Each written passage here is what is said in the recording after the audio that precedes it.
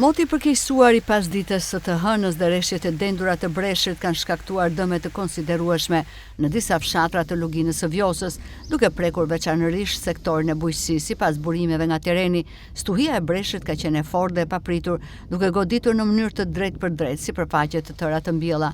Raportohet se rreshjet e breshrit kanë rënë me intensitet të lartë në toka bujqësore dhe në vreshta, duke dëmtuar prodhimin në një fazë të rëndësishme të zhvillimit të bimëve.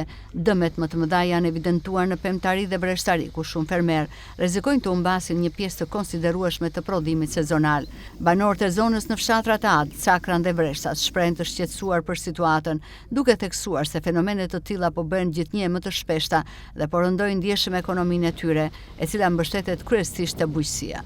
Burimet bëjnë me dije se breshri ka dëmtuar lulet në pemë, ka rrëzuar lulëzimet dhe në disa raste lastarët e degëve të pemëve dhe ardhive, duke sjellë pasoja që mund të ndikojnë jo vetëm këtë sezon, por dhe prodhimin e viteve në vijim.